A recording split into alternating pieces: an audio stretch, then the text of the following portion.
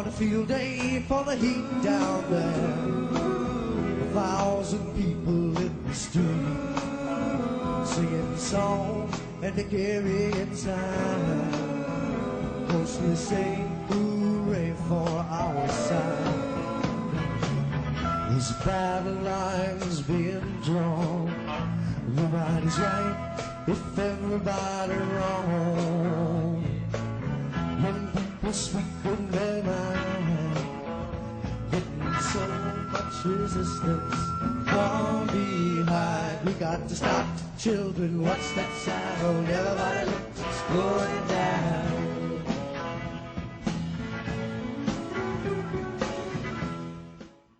Dave Dayen here is the executive editor for the American Prospect. I contacted him this morning because he wrote an amazing article about private equity. They always see opportunity in crises. You started your article talking about the magnitude of the problem, specifically with the unemployment claims. I also addressed, before you came on, the Republicans acting like socialists. And I said they were not doing that because they cared about people, because if they cared about these people, they would have bailed them out before. No, they want to get the homeless off the streets so they won't get infected. And they want to get money in the pockets of the working and the middle class so that they could start consuming again products and services from corporations, and so they can pay their bills to corporations. Would you say that that's a fair assessment of why the Republicans are acting like socialists? I think they want to get reelected. Donald Trump certainly is up for a tough reelection in 8 months, and so are leaders in the Senate, a lot of vulnerable Republicans. It doesn't really bode well. You only look to Herbert Hoover for someone running in the middle of a recession, probably a depression. We know how that turns out. Whether the money gets funneled to corporations or not, they are trying to keep people alive, within shelter and within the ability to feed themselves or whatever in this economy. I don't necessarily have to take issue with that. We're in a crisis, but certainly this is with an eye towards getting reelected. And if you look at the McConnell bill that came out today, it is far more targeted towards corporations and like actual loans and bailout money for corporations than it is towards regular people. There are these checks that are going to go out and they phase in, which means that the poorest people that have the least amount of money, who have no federal tax burden, they get a smaller amount than the middle class does under this bill. And it also phases out at around starts to phase out $75,000 for an individual and $100,000. It's completely phased out. That's based on data that's 2 years old. I mean, that's based on 2018 tax receipts. I mean, a week ago has no correspondence to the actual need in the economy right now and the need among the public. But 2 years is way outdated. The idea that they're making policy based on something that was 2 years old shows just sort of the contempt for the actual worker who's suffering through this through no fault of their own. Yeah, there are some socialist ideas, I guess, going out there, giving money away, using the Defense Production Act, which is literally to commandeer the means of production and put it towards certain ends, to take industry and make the goods that we actually need right now, particularly in the health sector. Those are certainly, impulses that you would consider socialist. But if you look at the details, this is still the public getting shortchanged and the corporations making out like bandits. Well, before we get to, as I mentioned, what a Main Street bailout would look out like, I want to talk about how we got here with this financial situation, forgetting about the virus, which is completely separate. Kevin Phillips has written about, and he's no progressive, right? But he's written about the financialization of the economy and how companies don't produce things anymore. They just make these fancy casino capital derivatives, credit default swaps, securitization. Can you talk about when that started happening? Because you brought that up in your article when you were talking about Michael Milken and junk bonds and leverage buyouts. I remember that because that's when I moved to California in the 80s. Why was he so significant? What did he do? And how did he change not just finance, but capitalism? Yeah, Milken really is ground zero of what was then called leverage buyouts and what is now called private equity. It's the same thing. They just sort of cleaned it up because leverage buyouts got a bad name after the implosion of it later on in the 80s. But Milken was a financier, and he figured out that if you put these loans together, use lots of debt to buy companies, and you make these high leverage junk bonds on corporate debt, that you can enable these leverage buyout firms to take over companies in a hostile fashion. Companies didn't want to be taken over with very little of their own capital. So most of the money is being provided by somebody else. And if you think about that, if you bought something with $100 and it went up in price by $10, you'd make $10 on that deal. But if you bought something with somebody else's money and made the $10, gave back what you needed to make with interest, you're making much more on the deal relative to the money that you actually risked within that system. And that's what leverage is all about. The tax code prefers debt over equity. It incentivizes, in many ways, the use of leverage in this fashion. And the way that these leverage buyout firms did it, and still do today, is they buy these companies with lots of debt, and then they put the debt load onto the company that they purchase. That company now has these massive debt payments they have to service, and they also have to pay management fees to the private equity firm who's turning it around. And this is just a way to extract money out of a working company. And Milken was sort of the guy who came up with the grease to leverage that whole system together. He was also, insider trading on these things as he knew about the hostile takeovers that were about to be taking place. And a lot of these were public companies that were taken private. He worked with people like Ivan Boesky, who was an insider trader. And eventually it did all sort of blow up. But I mean, in the 80s, it was incredible. I mean, Milken, they would have an annual event every year, his company, Drexel Burnham Lambert, and it was called the Predator's Ball. That was the nickname for this annual event. You had the biggest leverage buyout at the time was KKR, which is a company that's still around today. This firm bought RJR Nabisco, and there's a very good book about that called Barbarians at the Gate. That at one point they had RJR Nabisco and like 30 different brands, all within this private equity conglomerate. This all kind of died in the late 80s after Boesky went to jail. Milken was, indicted, and he went to jail. Of course, he got pardoned by President Trump just recently, thanks to his friend Stephen Mnuchin, who I believe lobbied for it. What happened is that private equity didn't go away; they rebranded. They just changed their name from leverage buyout to private equity, and it's even the same people. It's Blackstone, it's Triarch, it's Nelson Peltz, it's KKR, and it's the same groups of financiers who have been around since the 80s who are continuing to engage in this activity. Milken's role was important, but now they do it, on their own, essentially, raising funds not just through sort of the Milken engineering, but they raise it from pension funds, they raise it from endowments, they raise it from all sorts of institutional investors, and they have trillions and trillions of dollars that they have socked away, really for moments like this. Yeah, I want to talk about that dry powder thing. But first, I want to read something from Matt Stoller's article. American corporations used to have little debt, as well as localized production facilities and responsible executives who understood production. It was a resilient system able to handle swings in the economy. That is no longer the case.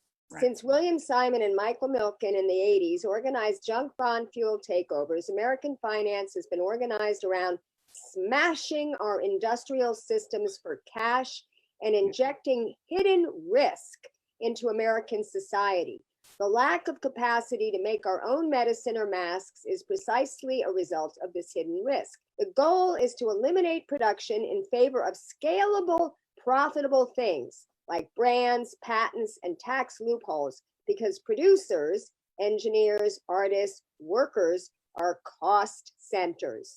Production can also be eliminated by fissuring the workplace, such as the mass move to offshore production to lower cost countries in the 80s onward. When he reported on the problem of financialization destroying our national security capacity, one of the manufacturers he talked to told him how the LBO boys, or leveraged buyout boys, took apart factories in the Midwest and shipped them to China. American corporations are not run to make things, but to enable financiers and CEOs to grab cash and hide risk. They do this through 4 different techniques. They use stock buyouts and dividend payouts, which means they use the corporation's cash and credit lines to transfer money to shareholders, mergers and acquisitions to structure monopolies and or fees for investment banks, excessive executive compensation, and lobbying and public relations to organize political control. So, and then he goes into his article about how he thinks this new bailout should be structured. But can you talk in a little bit more depth about those things that he mentioned? Yeah, sure. Matt's a friend, and he did a great book called Goliath, which talks about the history of all of this activity and the monopolization of America. I have a book coming out in June called Monopolized: Life in the Age of Corporate Power, that's kind of talks about the present day, whereas Matt's is a history, mine's about what's happening now. And when we could leave the house, I toured the entire country talking to people about how they were living through monopoly and living through corporate power. So Matt's absolutely right. I mean, we have this very over-financialized economy that looks at workers as cost centers, as it was said, looks at investment as a cost center, and thinks that it's far better to engage in financial engineering to extract profit and do that in a variety of ways, all of which are kind of intermixed with one another. You know, when you're talking about CEO compensation and stock buybacks, a great deal of that compensation that goes to executives is in the form of stock. And so when you buy back your own stock, you're artificially raising the price because you're taking fewer and fewer shares. You know, you're taking shares out of the public markets, and with fewer shares, the supply is down, the demand stays the same, the price goes up. So the biggest beneficiaries of stock buybacks are the executives who have enormous amounts of shares in their own companies. And so, you know, a lot of these things kind of tie into one another. But, you know, we should think of these in different formats, right? You have the public corporations who engage in monopolization, who certainly have high CEO salaries, who do political lobbying all the time, who engage in buybacks. I saw a stat that the airline industry, which has come hat in hand looking for a bailout, used 96% of their free cash flow in the last 10 years on buybacks. They just extracted that money and gave it out to investors, and some of the investors were their own CEOs. So you have that with the public companies. And then when you're talking about private equity, that's in the private credit markets. And they use a variety of other techniques, from straight management fees, something they call dividend recapitalization, which is just taking money off the top out of the company. They have a thing called sale leaseback, where they'll split the company into 2 forms, one being the business itself and the other being the real estate. And then they'll force the company that used to own its own real estate to make rent payments to the real estate firm that was just created. And that, you know, extracts money out from one side of the company to the other so that it can be taken away by the private equity firm. Private equity firm gets a 2 and 20, which is 2% of the gains and 20% of the, or I think it's 2% of the overall and 20% of the gains in any particular portfolio company that they have. They cite it as dividends rather than capital gains, rather than earned income. This is the what they call the carried interest loophole, where they are able to use much lower capital gains rates in order to for purposes of taxation rather than the higher individual tax rates. So there are all sorts of sort of financial engineering ways that private equity firms make their money, as opposed to the public markets, which have their own financializations in order for them to become profitable for the executives, not necessarily for anyone else. They got that money and they bought back their own stock instead of investing it in plants and equipment and personnel. And they do that, they do these stock buybacks because of the way their compensation is structured with the quarterly earnings. And I know it's been a reform that's been suggested before, which is to eliminate these quarterly earnings reports. I mean, they get stock options. And the stock options, this is similar to the carried interest loophole. The stock options, they pay less tax on than their salary. So I remember there was one, I think it was an airline head who didn't want any salary at all. He wanted his entire compensation in stock options because he would be paying less tax. It's corporation that pays less tax. There was, actually, this was actually taken out in the Trump tax cuts, but this was a Clinton era law. Performance-based pay is what they called it, and compensation was capped at $1 million. That was what you could defer, and then anything above that would have to be taxed as a corporate tax. If you paid your people in stock, there was a loophole that said, oh, you're allowed to pay your people in stock and you won't, that'll be tax-free on the corporation.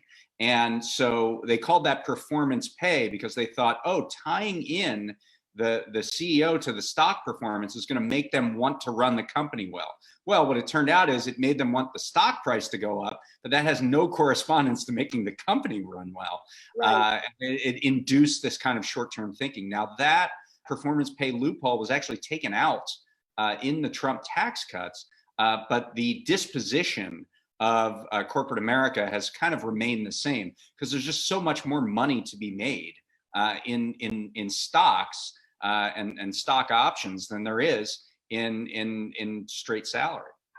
Yeah, and all these things are done by policies that the government has done to favor the rich. I mean, one of the best books I've read in the last 10 years is Winner Take All Politics. It showed that it wasn't globalization, it wasn't computerization, it wasn't AI, it wasn't robotics, it wasn't any of these things that caused the rich to get richer and the poor to get poorer. It was actual policy, you know, what you did for the upper class and what you didn't do for the lower classes. Right. Let's get back to what you were talking about, the private equity and their $2.5 trillion of dry powder, how they seek to employ that. That's the name for it. So yeah, I write this daily report called Unsanitized, which we put online, and also you can get an email through our email newsletter. And I wrote today about private equity, and I was just hearing things from people about how private equity is sort of gearing up for a payday here once this all shakes out. It's kind of a perfect storm for them because once we get through this and get the fallout in the economy, you're going to have a lot of corporations that are in very shaky position, particularly consumer-facing corporations like retail, restaurant, what have you. So you're going to have a lot of corporations in that position, and also you're going to have incredibly low interest rates. So those two things play together for private equity, which has the ability to go in and buy those corporations at a cheap rate, scoop them up while they're distressed, and spend very little on the interest when they buy it with debt. Now, they can't do this now. The leverage loan debt markets are completely seized up. Yeah. And private equity is going to probably be in a little bit of trouble for the next few months because they already have a lot of consumer-facing businesses within their portfolio. They have a lot of retail, a lot of restaurant services, things like that. They have other things that they're going to make a lot of money on, probably, like the surprise billing situation is mainly private equity driven. And that's when you go to an ER and you have an anesthesiologist and they happen to not be in the network of the ER, and then they charge you a very large bill. Yeah, this came up with the, remember the Culinary Workers Health Plan? That's correct. Yeah, yeah. Some things were in their network, but then other things weren't. Right. And right. also, So, if they didn't work enough hours, which is now what's happening with Mhm. everybody being forced to stay home, Right. they have to pay out of pocket for their That's health. a very So good point. their little health plan, which they were trying to get people to vote against Bernie Sanders' Medicare for All, is now going to come to bite them in the ass. Well, it could, yeah. I mean, they're in very big trouble anyway, because all these culinary workers worked in the Vegas hotels, which have been shut for a week and have no sign of who knows when they'll ever come back. So, but that's the kind of thing that private equity could use as an opportunity later, buying like the entire Wynn casino network, right? That's going to be a very distressed company. It's going to be probably very cheap to buy over, so that Steve Wynn can cash out. And then, it's in private equity's hands. And this dry powder is what that refers to is money that the private equity firm has acquired for the purpose of putting towards deals, but has not deployed yet in making a deal. And they have a record number. They have a record amount of this right now. By last year, it was something at the end of last year, it was something around $2.4, $2.5 trillion. And now some would say, well, this is good, right? I mean, these companies are going to die if they don't get some capital, and private equity is the buyer of last resort in this crisis, and maybe this is a good thing. I guess my problem with that is nobody deputized these firms to be the ones to become the buyer of last resort, number one. And number two, we know what happens when they end up with these firms. They cut labor costs. They reduce hours. They extract money out of the company with no concern as to whether the company will succeed or fail. They're just literally just extracting value and leaving it as a husk by the side of the road. And we've seen tons of bankruptcies, particularly in retail, some in restaurants, that have occurred as a result of this process. And the private equity firms don't get hurt. I mean, you're talking about companies like Toys R Us, companies like Sears and others. Private equity firm makes money on that deal, but hundreds of thousands of workers get the shaft in the process. So, do we as a society want to turn to these financiers who are very self-interested in the aftermath of this collapse of the economy to be the ones who acquire more power, more portfolio companies, more corporations, and use them towards their own ends? Well, this is something that we're dealing with here in California, even before COVID-19, and that's the bankruptcy of PG&E. There were two firms that, one that was representing the shareholders and one that was representing the bondholders, and they both were offering awful deals. And so far, Newsom has not accepted either one of them. This is a really good opportunity for public power. I've been working on that with Californians for Energy Choice for over a year. So we do have an opportunity now with this particular situation. And your article, as well as Matt Stoller's article, your article talked about Matt's article, also Dean Baker for the Economic Policy Institute, which is a progressive economic shop, think tank, and Sarah Nelson, who is the president of the Flight Attendants Union, and also even Elizabeth Warren. So why don't you talk about some of the elements in what a bailout for Main Street would look like? Right. So, I mean, there are a few different ways that you have to look at this. So we're definitely in a crisis. We're going to have to rescue a lot of actors within this economy. Obviously, there's this idea of just giving money to people, giving checks to everybody. Maybe that's poorly targeted. Maybe that isn't. There's things like that were done in Denmark where they expand unemployment benefits to cover the replacement costs, almost 100% of anyone who was laid off for this period through the crisis.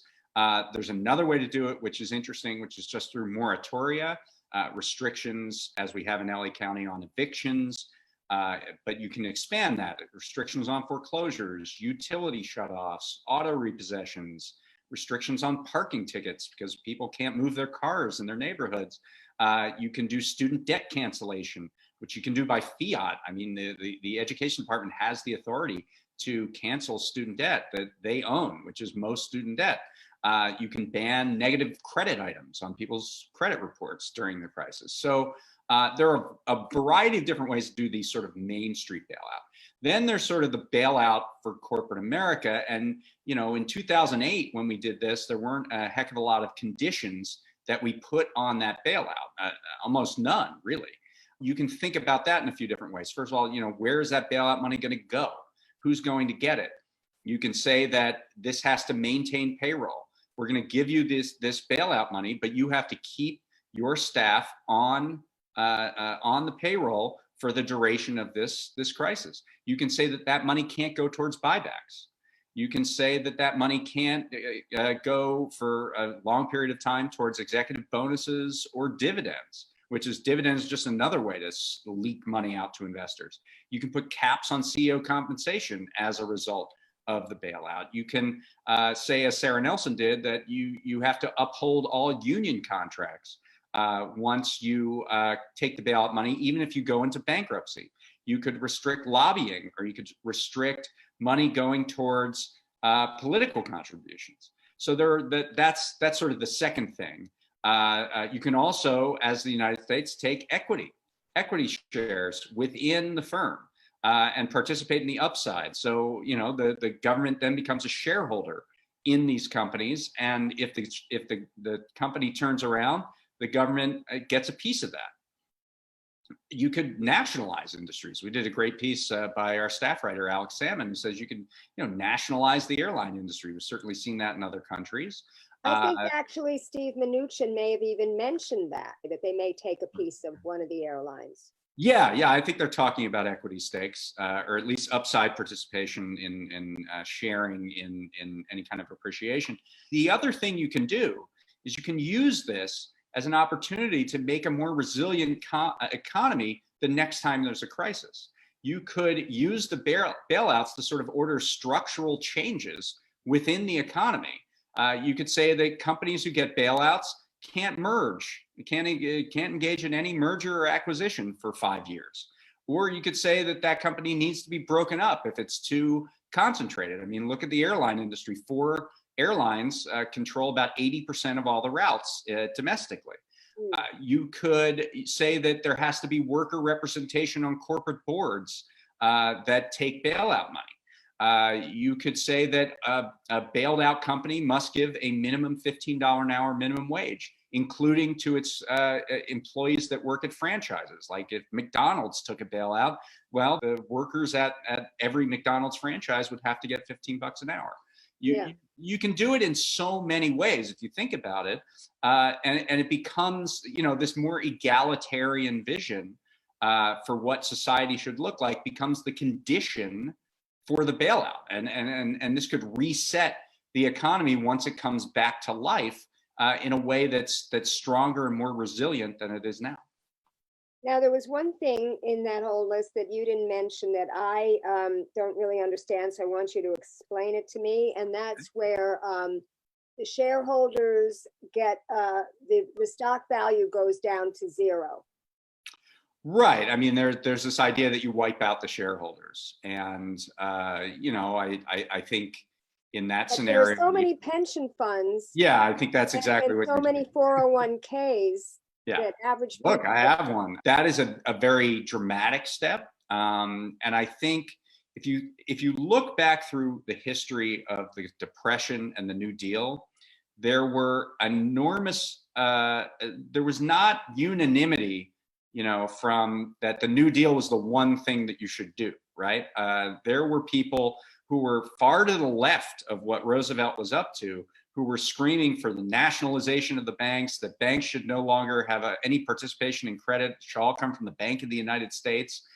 Glass-Steagall, what became the restructuring, the structural separation of investment and commercial banks, became the middle ground between the far left view and what the laissez-faire policies of the right. So you could see that something like saying, well, what you have to do is wipe out the shareholders. Well, I mean, that might have made sense in the banks in 2008 because they were participating in what they knew was a rotten system.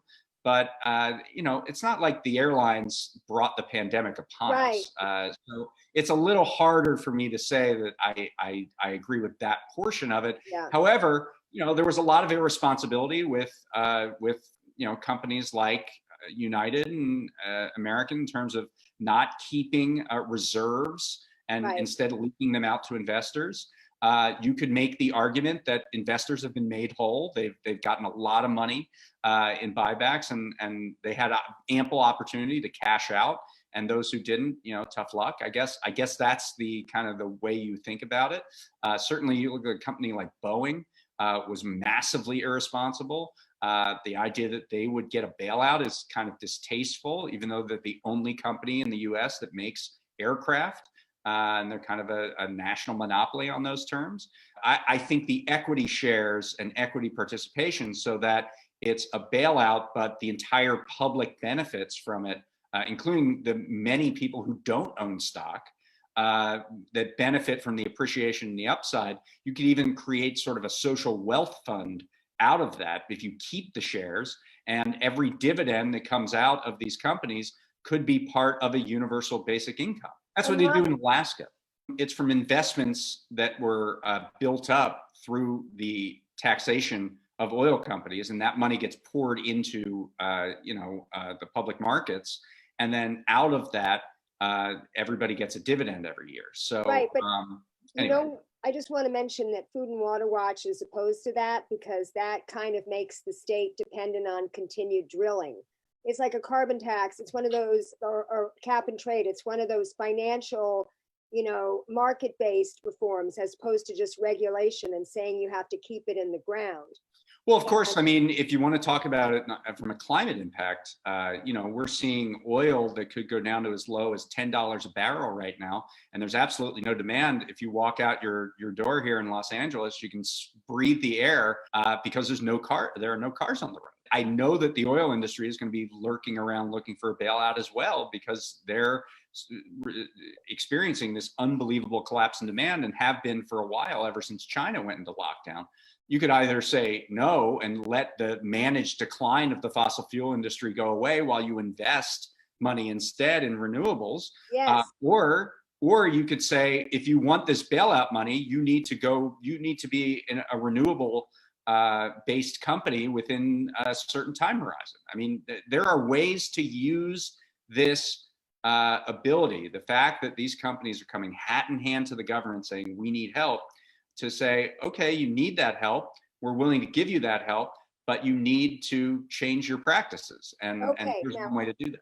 Who is going to say this? Because this is an exact parallel to George W. Bush being in office, with Obama coming in as the new president, and reading all those books that I read about that time. Confidence Man by Ron Suskind, 13 Bankers by Simon Johnson, talking about how the bankers did not want to just go on George Bush's say-so. They wanted the buy-in of the incoming president, who was Obama, and he had them all in a room, and they were going in there expecting all sorts of things to be broken up, to have Glass-Steagall reinstated, and Obama didn't ask one thing of them. Matt Stoller writes it like this. He writes, Bush and Obama used leverage to make sure the corporate state remained under the thumb of financiers. Private equity boomed again, executive compensation, lobbying, buybacks, and mergers exploded. So now we have a situation where the incoming president, sadly, or I should say the incoming Democratic nominee, right, who, and I want to ask you what you think, because I've been saying for over a year that Biden cannot beat Trump. But I think what's going to beat Trump is the coronavirus, because as Bill Clinton famously said, it's the economy, stupid. And if you believe what Imperial College in London, which is the foremost authority on these kinds of things, say, this is an 18-month event. I mean, we could be sheltering in place for 18 months because there is no vaccine. And even if we get it under control in the summer because the weather gets warmer, once people start venturing out again because there's no vaccine, people can get reinfected. And the vaccine takes 18 months. We don't know about reinfection yet. I mean, we don't know if you get some sort of immunity or you get some antibodies once the virus goes through your system. So we actually don't have great data on, we don't have great data on anything about this virus really, but I do think that Joe Biden's going to be the next president. I mean, I think that the coronavirus crisis is going to absolutely rip through the political structure, and we're going to see a wave election for the 5th time in 6 attempts, I think. So the question is, how is this going to be different? How is Barack Obama's vice president going to do? Will he do the same thing that Barack Obama did as president? I mean, usually before you answer that, let me just interject that this is a national tragedy to me. That the man who really should be taking control of this crisis, the man who has always proposed these very solutions that they're implementing now, is the man that the Democratic establishment ganged up against in putting everything they could, along with the complicity of the media, which is absolutely disgraceful, the mainstream corporate media, on behalf of their owners and their advertisers, to take down this man who would be the perfect leader to come in and take command of the situation. And now it's going to be Biden. So why don't you talk about how you see anything good happening out of this, and also talk about the Skeptics Caucus. The Skeptics Caucus refers to right when the first bailout, this is George W. Bush's bailout, when that was being considered, there were a handful of folks in Washington, some of them in Congress, some of them outside Congress, who were looking at this and saying something's not right here. There are no strings attached whatsoever. The banks are just getting a blank check. They're getting away with murder here. We got to do something about this. The problem was that was a very nascent and small group that came to it very late. They were able to wring out a few concessions. They ended up not amounting to a whole lot. They didn't really have a plan. They were skeptics of the bailout, but they didn't have their own ideas necessarily for how to ameliorate it. And a plan beats no plan, as Timothy Geithner famously said. This time around, after 12 years of considering and thinking about the bailouts and working on that issue, there's a different group of people that are willing and able to come together almost immediately as soon as talk of bailouts was even being discussed. And you see this in some of the ideas that are actually in the House or the Senate bill and in the Treasury Department's term sheet. They said no caps on CEO compensation. They said equity shares, like an upside participation. That certainly wasn't a part of Hank Paulson's 3-page memo, which said, give me a bunch of money so I can give it to the banks. There's just a stronger shelf of ideas now on the left. And the left is a bigger force, I would say, within the Democratic Party, certainly than it was in 2008. And for that reason, there's an opportunity to move things, I think, in a better direction. Now, obviously, by the time that Biden gets in there, this bailout's going to be done. I mean, this money is going to be out the door. But I fear that it's not going to be enough. If this economy if we're sheltering in place in 6 months, there's not going to be an economy left. I mean, just do the math on it. There's going to be like 4 companies that are left standing. It's going to be Amazon, UPS, FedEx, and Zoom. I mean, I think there's that. I mean, who else is going to be around? The healthcare sector, I guess, but the healthcare sector is going to be on its last legs. We need something to turn around, and we need it to turn around fast, and we need a wartime mobilization of resources from the government, including the Defense Department, to get us through this. What is Biden going to be walking into, and what is he going to be prepared to do? And this is a bit of an unknown. The thing is that throughout the primaries, Joe Biden has not really had a policy team. I mean, there just hasn't been. It's pretty thin. He has, there are some advisors that he talks to more in foreign policy than domestic, but he's kind of a weather vane.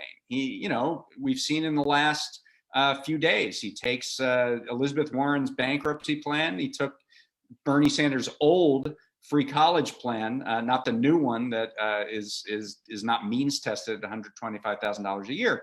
We don't know what Biden's real aims are going to be, and whether he had aims before.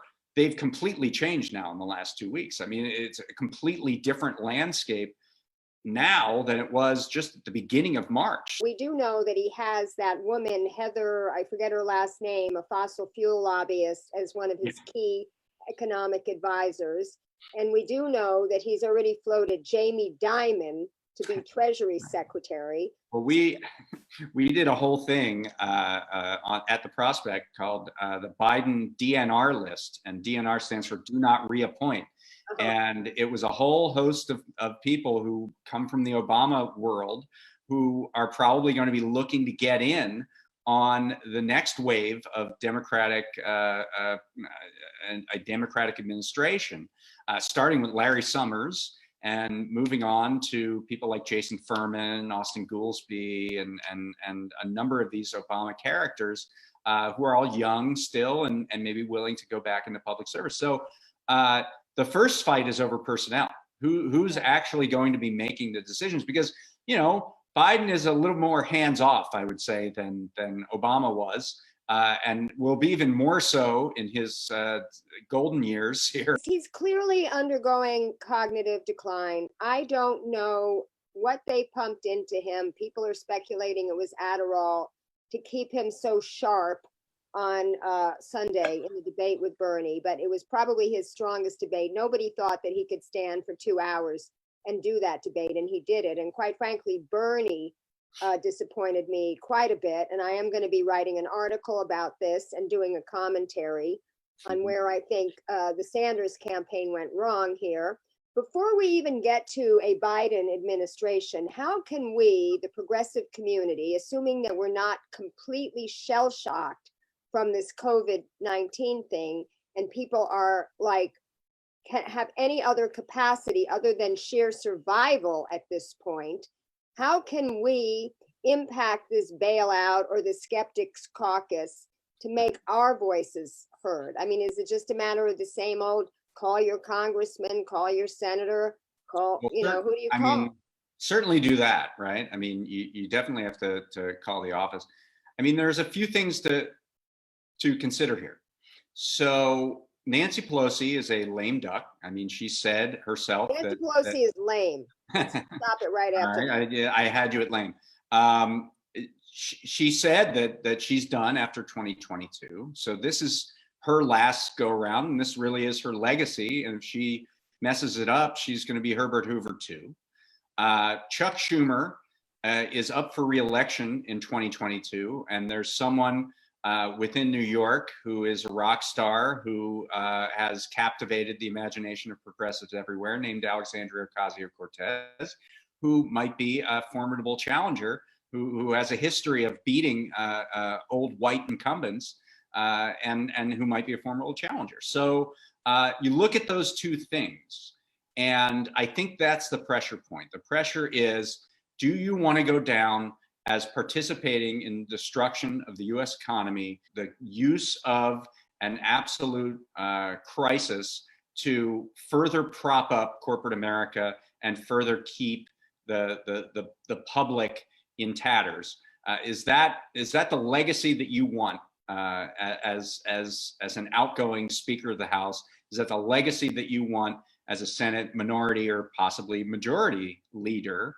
Don't you have some concern about how you're going to face the public after all of this is over? So I think that's one way that you can structure this. And the other way is just to get Pelosi to understand the kind of power she has right now.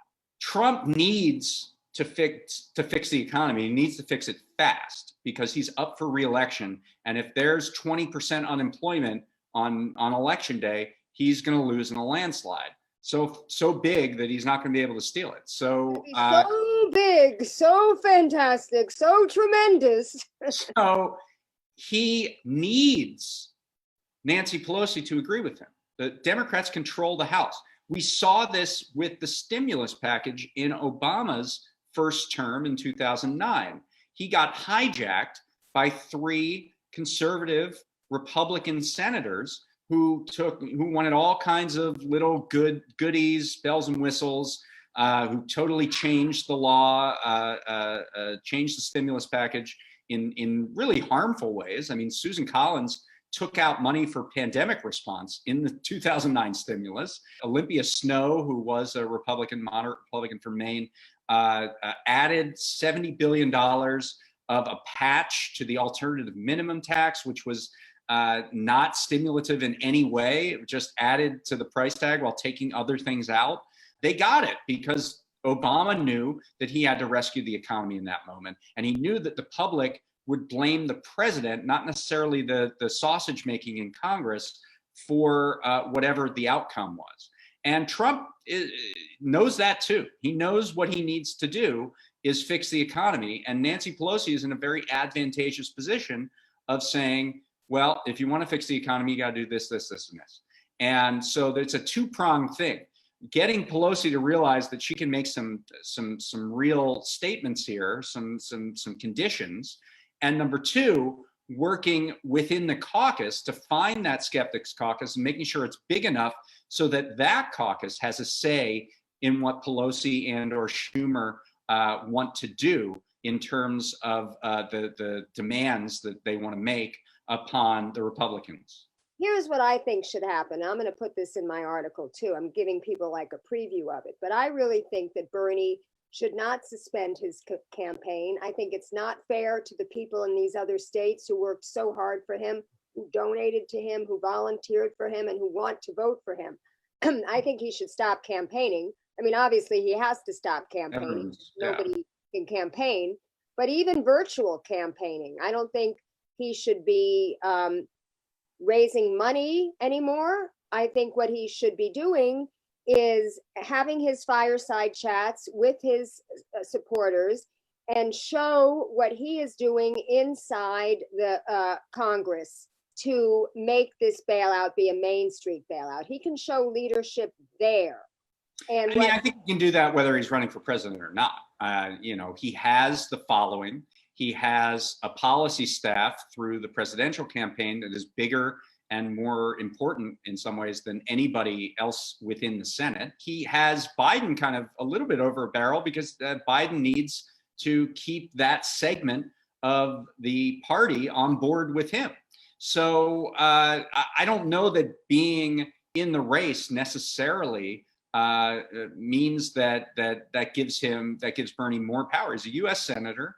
He has a large chunk of the Democratic base in his corner. And he can make all of the things that you're doing, he can do from the perch of the Senate.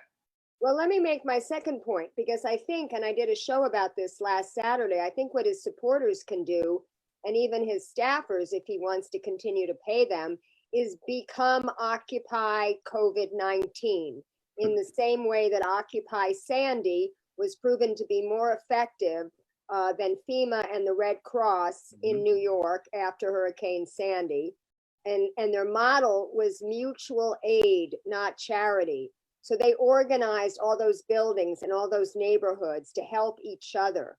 And we can really do that now. We're seeing this happen in Los Angeles. I've been on several calls about it, what people are doing. And can you imagine? See, this is why I don't think he should suspend his campaign for the remaining primaries. I mean, they're saying, oh, he would have to win 67% of the delegates or something. But can you imagine if the Bernie Sanders army was out throughout the country providing and leading this service? Wouldn't that tell voters? I mean, I think that's a really interesting idea. And I actually, you're seeing it in practice in a different place in West Virginia. I had a conversation today, and I'm now going to give you a preview of my unsanitized newsletter for tomorrow. I had a conversation today with a candidate there named Stephen Smith, who's been running for governor. I did a long piece about him, went to West Virginia last summer. he's running this incredible grassroots people powered campaign. And now those people can't knock on doors. They can't have town halls, which he did almost 200 of. They can't canvass. What do? And he's taken essentially your model. He's given 1,000 of his volunteers a list of 100 people in their neighborhood. And they're not just calling them to get out to vote, but they're calling them to say, are you okay? Yes. What help do you need? Do you know about this service that can get you, a free meal or, a certain additional relief? They are doing that job themselves, and this is kind of a time-honored tactic within West Virginia. There was a movement around flooding that happened in 2016, where the local community did more to build houses than the state government did with a $140 million grant. So this has been done before, and it was done by Stephen Smith. He was part of that movement. They're re-upping it and doing it again. And so if you, as 1,000 people, are responsible for 100 voters, and you're responsible for their lives in addition to being responsible for them coming out to vote, that's potentially 100,000 people in that primary, which is probably enough to win. I mean, West Virginia is not a big state. So that's what Smith is doing. And so you bring the model that you're talking about is being put into practice at an electoral level within West Virginia. So that's very interesting. Well, thanks for telling me that. I feel vindicated with that idea. And I wish the Sanders campaign would listen to me more. I have here on my phone, I could show everybody a text that I sent to Nina Rowe and Jeff Weaver on February 27th saying, I have a brilliant idea. I do say so myself. California just reported the first case of coronavirus. Bernie should do a press conference on how he would handle the crisis. That way it would show how inept Trump is and show Bernie acting presidential. And my calculus was that the corporate media would have to cover it because this was after Nevada when he was the front runner. Right. And of course, nobody responded to me. But imagine, he did that sort of the other day, but it was the same day that Joe Biden did it. And it didn't really make as much of an impact if he had done it 2 weeks ago when I first suggested it. Anyway, we've gone over our time. I want to thank you for coming on and for your excellent work. I want to encourage everybody to subscribe to the American Prospect. It's a wonderful publication. As I mentioned at the start of the show, it's a physical magazine, but it also can be read online. And Dave does some really out of the box kind of thinking and writing. And that's why I support it. And I'm happy that he's come on my show for a second time. Well, thank you, Lauren, for your support. And I just will say prospect.org, which is where everyone can pick it up. All of our COVID-19 coverage is at prospect.org/coronavirus. That includes my daily reports. Unsanitized is the name of that daily report, as well as all the coverage from all our staff writers and outside contributors. So we're trying to really cover this in a full spectrum way. This is the ultimate story of the century, and we're here to try to bring as much information and analysis to people as possible, and help with the effort of making sure that we come out of this. We all come out okay. Great. I'm going to let you go now so I can preview my upcoming shows. But again, thanks for being on. Thank you. I've got a show coming up on Sunday with Howie Hawkins, who is going to be the Green Party candidate for president. And some of you may have seen my show with Jill Stein over a year ago. And I want to let you know that Howie Hawkins is going to make a very exciting announcement on my show Sunday night. And I can't tell you what it is, but I want you to watch it. Also, I'm working on a show. It's going to have be a local response to the most vulnerable populations in Los Angeles and what we're recommending be done for them dealing with this pandemic. But I'm also interested in people's ideas because I know that we're all stuck at home and we can be communicating with each other. I'm even thinking about doing like a dinner party, like a virtual dinner party with this service, like having 8 people. And we all prepare our dinner and we'll eat it in front of the computer, and just ordinary people, not writers or politicians or activists, but just my viewers, my followers, my friends, and just sit around and have a conversation about how we're doing, seeing as we can't socialize in person now. Very scary times. Certainly the event of my lifetime, the event of the century. There hasn't been anything like this since the Spanish flu in 1918. And we really have to stay inside. We really have to. I mean, those pictures of those students from spring break in Florida were appalling to me. And I know that people's prefrontal cortex doesn't fully develop until they're age 26. And that's why young people take a lot of risks. But, you know, the normal risks that young people take really kind of affect them only, unless, of course, they're driving drunk. But this kind of risk, going out in bars and beaches and close quarters like this, is affecting everybody else, their parents, their grandparents. And by the way, children are getting this. They're now reporting cases of children as young as 2 years old getting this. So I want everybody to stay safe and share this show. And even though we're stuck inside, I want to tell you to keep fighting.